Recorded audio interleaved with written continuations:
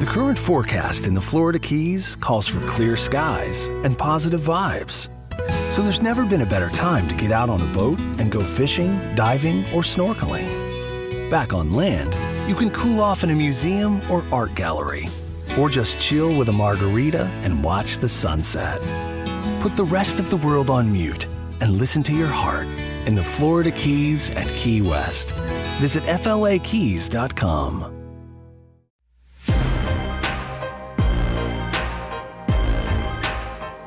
Welcome, everyone, to another episode of Streamed and Screened, an entertainment podcast about movies and TV from Lee Enterprises.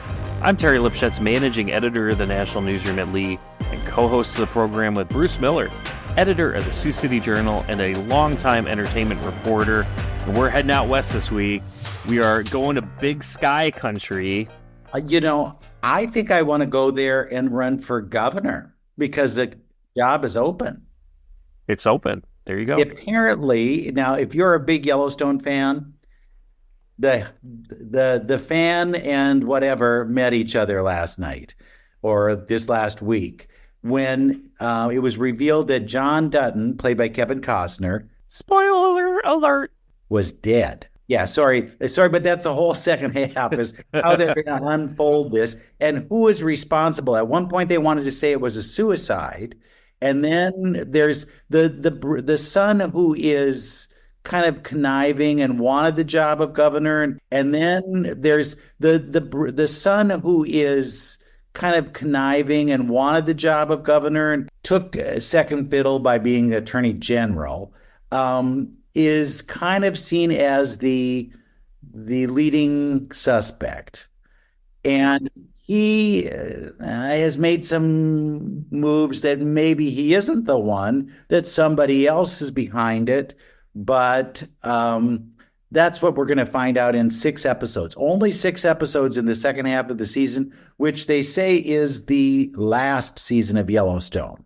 But I don't know that that's necessarily true. I think they could reboot this sucker and easily make maybe the 2 that are kind of ranchers as the focus, or the really wildfire one, Beth and her boyfriend Rip. They could be the ones. So there's a way to go with this if they really want to keep it going. But I think they will end this story. They'll end this part of Yellowstone because Kevin was the big part of that. Right. There's a reveal there, but this wasn't really a shocking detail because he had kind of left the show, right? Yeah, he said, I'm not doing the second half. So they had to figure out something. Do they say he's on vacation? Do they say he's off doing business?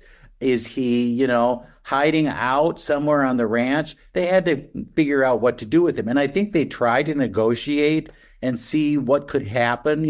Could you come back for one shot at the end? Could you do whatever? And they learned a lot from shows like Dallas, that there is a way to shoot JR, but then also bring JR back. And so maybe that was, the thinking behind all of this. From what we can tell, he is dead. So, I mean, it could be, whatever. To shoot the scenes, they used his double. Yeah. And maybe that's a sign of something. I don't know. Okay. From what I'm told, and this is now merely hearsay, I'm not hearing this from direct sources, it's going to come to a big head at the end. So they will have some kind of resolution that's like, okay, we're done with this series. It's over. Yeah. But as you mentioned, this does have the feeling of something that could continue in multiple iterations because we've already had prequel series, right, to this, movies kind of things. Yep. And then there's talk of one about another ranch, 6666 ranch, and they have all the ranch hands going and being the kind of the spotlight of that. And yeah, so there's a lot that's out there. I think it's way too much, to be honest with you. They've carved this up in too many directions so that if you were a hardcore Yellowstone fan, it's divided loyalties. Okay. And I just this last week talked with the people behind Landman. Now, Landman, you go, what is this? This is another Taylor Sheridan series, but I think his attention is on this one. You know how they go, well, yeah, he's with us. He's reading all the scripts, but this one he wrote, and it's about the oil men in Texas. Very, very, very fascinating. It gives you a real clue as to how that world runs and how that world runs the rest of the world. You know how we always hear about we need to keep our oil resources up and we need to do this and we don't like green energy. It explains a lot of that stuff. It stars Billy Bob Thornton, and I've already wheeled through 5 episodes of that sucker, and there are only 10. And it is a very interesting look at a different world. It's far more risque, shall we say? And you get into families. And yeah, and you see, wow, I know this world existed? No, but Landman, and we'll talk about that a little more next week because I do have interviews with everybody from that show. And that's where Taylor Sheridan's attention has been put lately. So the idea that Yellowstone is kind of the mothership, well, maybe the mothership has sailed, you know?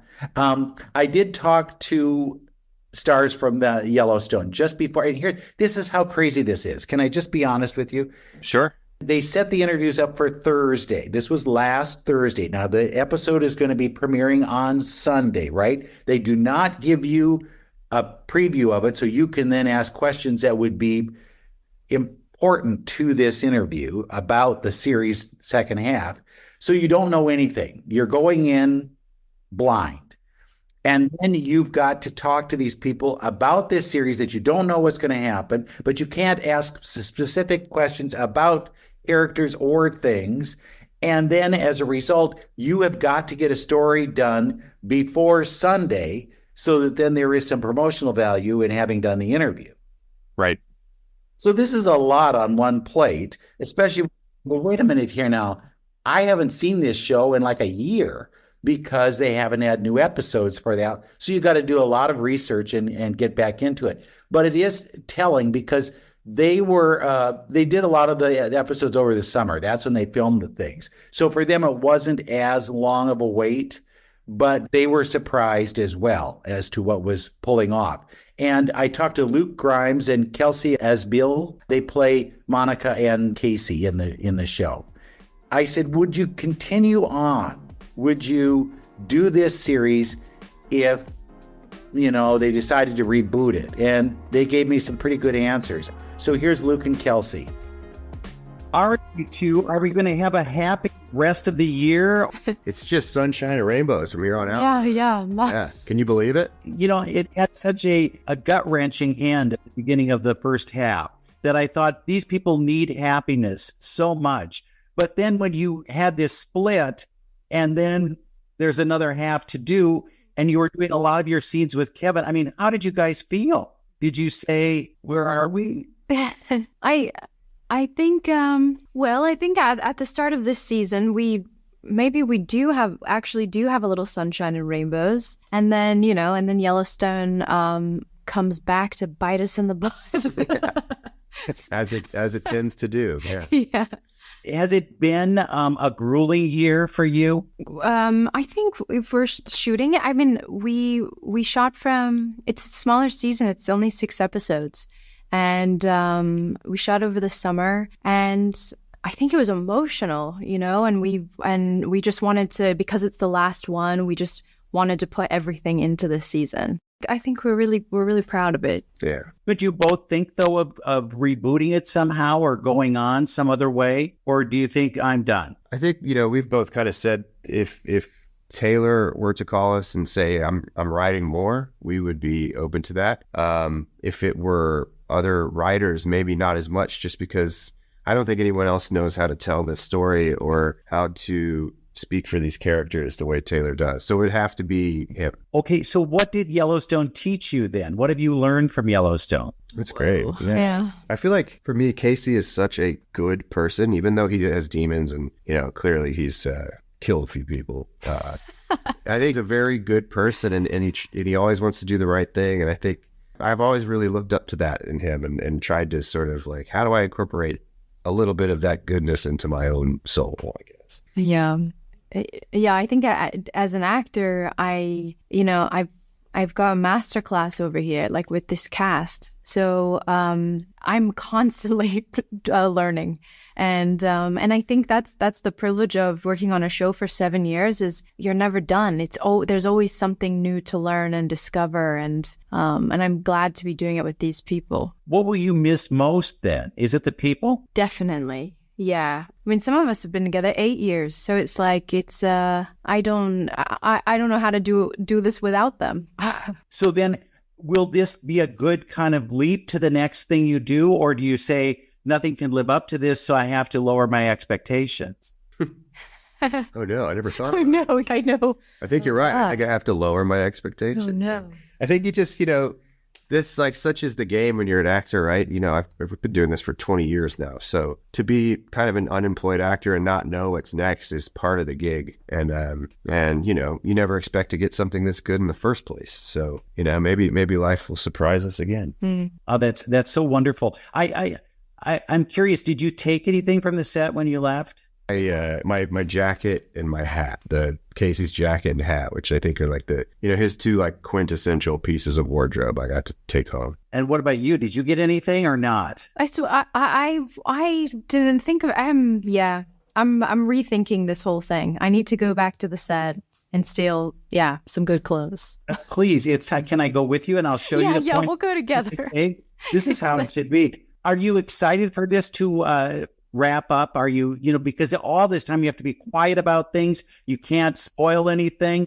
Is it going to be good to be done with that end of it? Well, I can't wait to, let the cat out of the bag, and we can pick this back up later and we should have done the tea. All this after it aired. We can actually talk to you. That'd be nice. Yeah.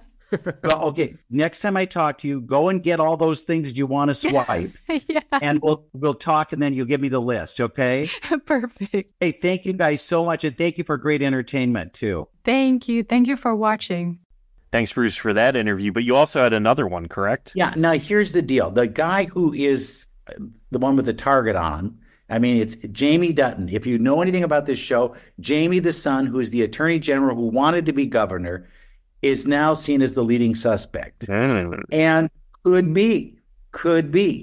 But again, the idea that we can't reveal too much in an interview, well, listen to this closely, because you'll get a lot out of Wes Bentley, who plays Jamie. And I think you'll understand where he's coming from, especially when I talk to him about what is this about Jamie? What do you tell us a little something about Jamie, and you'll hear what he has to say about the character and his place in this world. Hi, Bruce. How's it going? Good. What does Yellowstone teach us about politics? Oh, I don't know. I don't know if a TV show could ever do that anyway. Politics are so complicated and unreadable anyway. But, as far as the show goes, I don't know. I think it's just a show. Well, when I look at it, I think, do not get into politics with your family, because that's just going to be trouble, right? I think that's always true. I think working with your family at any point is probably a recipe for trouble, but definitely in politics, yeah. How long ago was it that you finished filming this season? Has it been a long time? It's been a few months, I think about 3 or 4 months. I'm trying to remember now. So during that period of time, how do you keep secrets? To me, it would be just impossible. I have it easy in one way, is that I have no social media, so there's no interactions I have there. So it's day-to-day interactions, and I'm pretty good at jetting right out of them when I start to get the questions. But I also have an easy time with it because I want the fans to experience it anew. I don't want to spoil anything or even hint at anything, because when I'm watching a show, even a foreshadowing thing sometimes can give me too much information, and I don't like that. So I don't like to spoil it for others. Well, it looks like this second half is building for a big second half for you. Is that, can I ask that question? Yeah, that's a fair question. Yeah. And I would argue that every scene in every season for Jamie is a pretty big moment. So it carries on for sure. And the amplitude is higher. Yeah. So then when you look back on this, What has Yellowstone given you? It's given me a lot. In my personal life, it's been the biggest success I've had, and that's been something to enjoy, especially because fans enjoy it so much. But as far as an actor, Taylor really challenged me in a lot of scenes.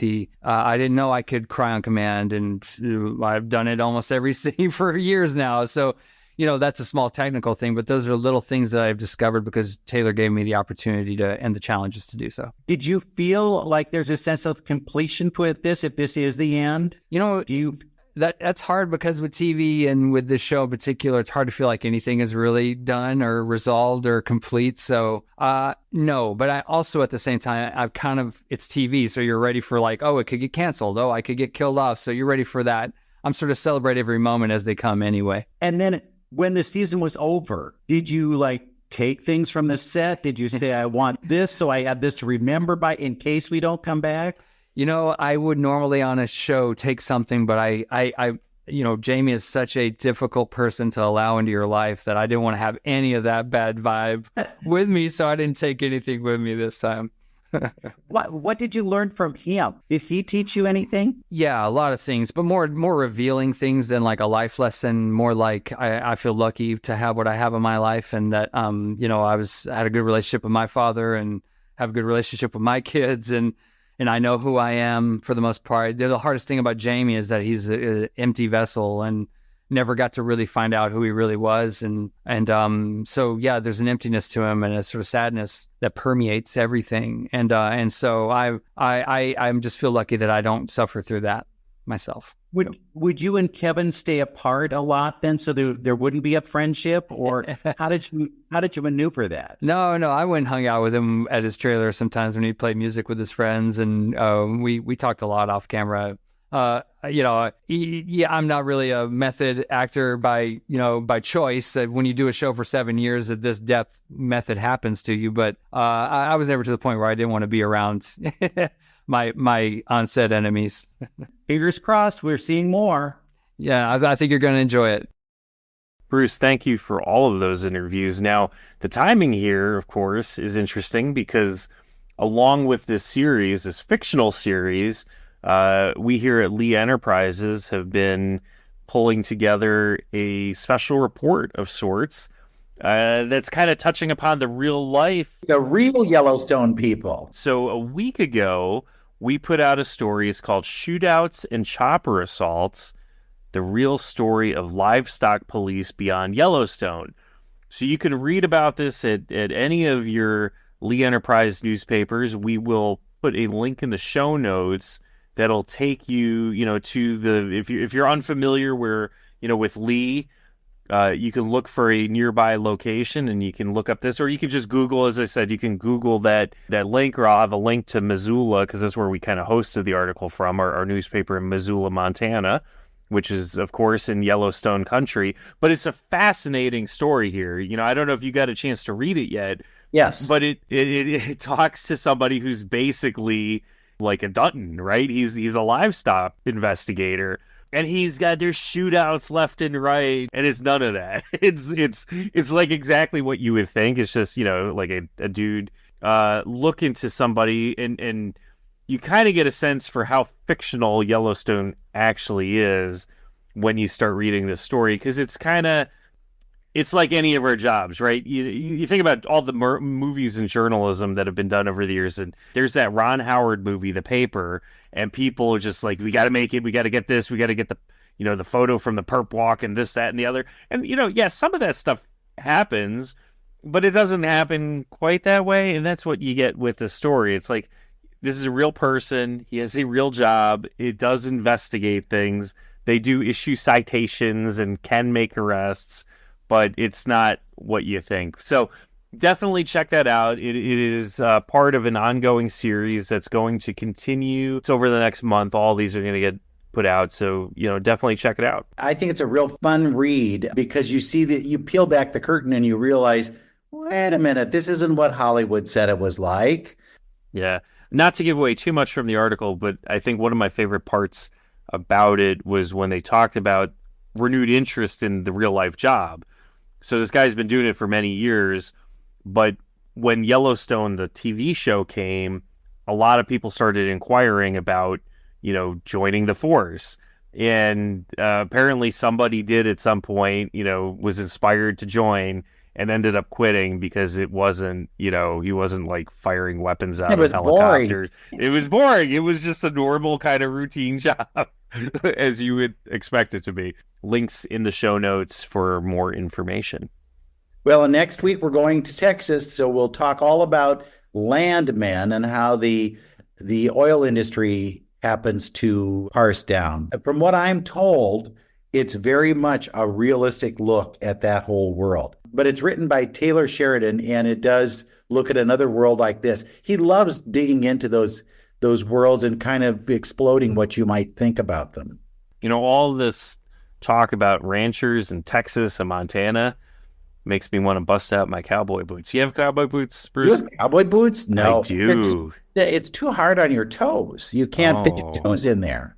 That is not correct, my friend. When you go to Nashville, there's boot stores all over the place, right? Right. Yeah. So we went into a pair of Ariat boots, super comfortable. They're some of the most comfortable shoes I have in my entire closet of shoes. Alligator? They're not alligator. Nice. Well, how much taller do you get? That's part of the reason why I wear them. I'm not a particularly tall man. So when I go into situations where I want to be maybe just 2 inches taller, I throw them on. Never gotten them, and I thought, that would be a cool look. I always thought they'd be uncomfortable, but you tell me no, maybe it's Christmas. Yeah. Maybe I'll be boots for Christmas. I'm going to have, they're better than those dad shoes that most people wear. That's right. Don't wear the dad shoes. No. And a cowboy hat. I would like a cowboy hat. I think that'd be cool. I was out with my wife recently, and there was somebody wearing a cowboy hat, and it was in one of those situations like, why are you wearing a cowboy hat? But I even turned to my wife and was like, that is a pretty sweet hat. Can I get one? All right. Well, on that note, I think we'll wrap up, and we will be back again next week with another episode of Streamed and Screened. Your time and expertise are valuable, making Focus one of the most important resources to have at work.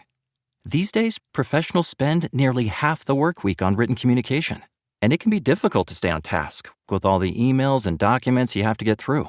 With Grammarly as your AI writing partner, you can stay focused and quickly get through your work with relevant real-time suggestions wherever you write.